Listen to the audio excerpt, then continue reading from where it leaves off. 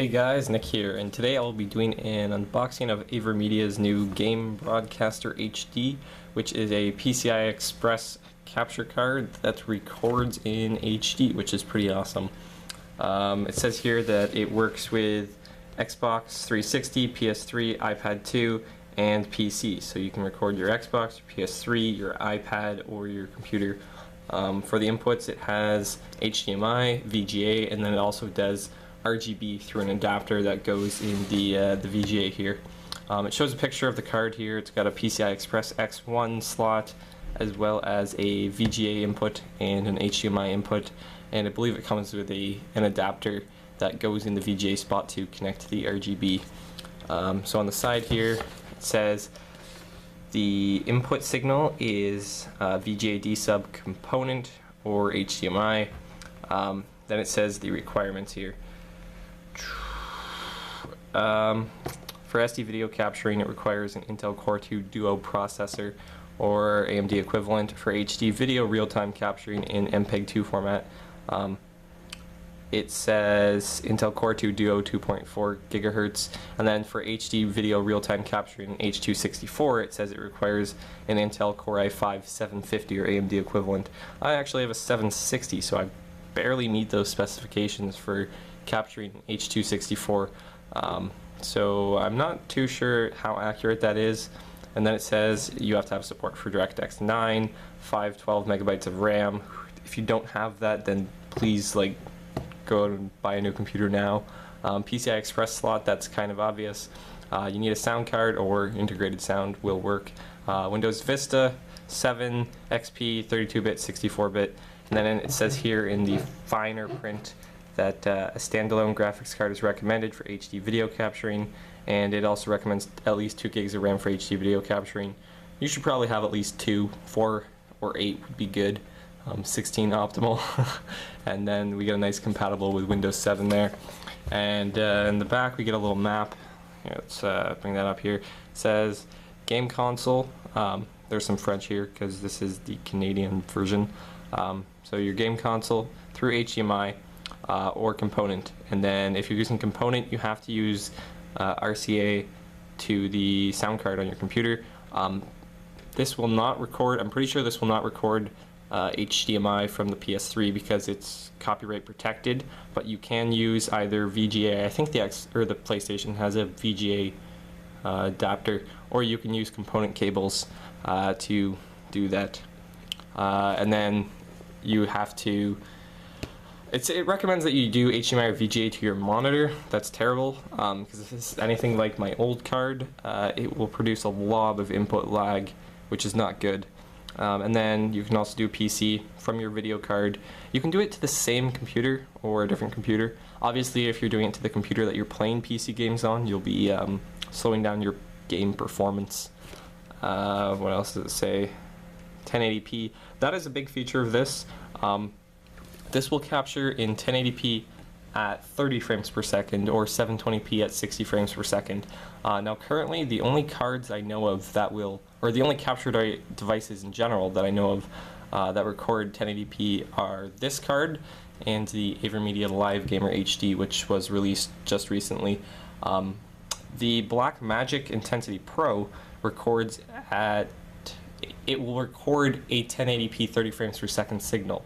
This records a 1080p 30 frames per second signal, but it will also accept a 1080p 60 frames per second signal.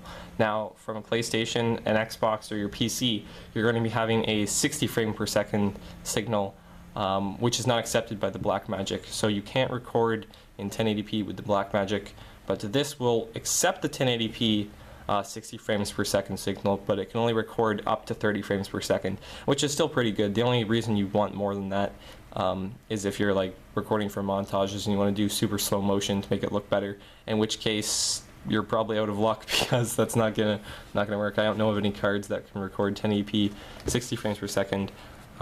Supported resolutions, lots of resolutions, and it does say 1920 by 1080, which is probably what you want to do to decrease the input lag. So let's get to opening this up. One more thing. Package includes, you get the card, the installation CD, the quick installation guide, RCA to 3.5mm adapter if you're using component cables, the 3.5mm audio cable if you're using VGA, the component to VGA cable adapter, and then a low profile bracket if you have a smaller PC.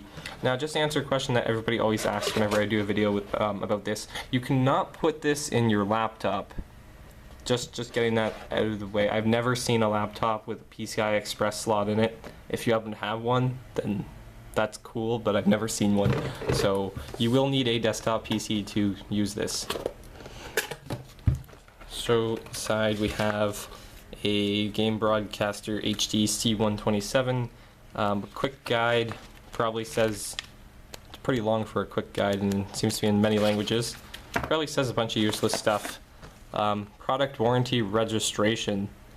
It's important to register. I don't think in Canada you're not allowed to make people register to get warranty.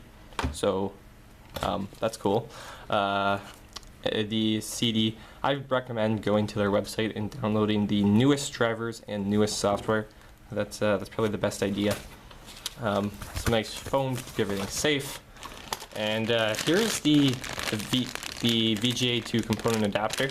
So normally this won't work, but I'm assuming that this has a special kind of connection that will allow you to just use a cable to do it. Usually you need like a converter, but I'm assuming that this is specific to the device. I'll be testing all of these out later on. The card itself, what else we got? 3.5mm audio cable, the RCA to 3.5mm audio cable adapter if you're using the component, and the card itself, which looks quite similar to the AverMedia HD DVR, which is essentially the same thing, only it only does up to 720p. So here's the card itself. Looks pretty good, actually. I think it looks better than the old one. It says AverMedia there, nice glossy. We got our HDMI and our VGA, and then our PCI Express X1, which will go in an X1, an X4, an X8, or an X16. It'll go in any of them, so all you have to do is have any type of open PCI Express slot in your computer. Now I have the AverMedia C027, which is their older one here, and it had an HDMI in, and then this was for the dongle cable adapter that allowed like standard definition signals. And just kind of compare the two cards, see if I can fit them both on the camera here. The two cards, they're quite similar, but this one is much better because it does 1080p.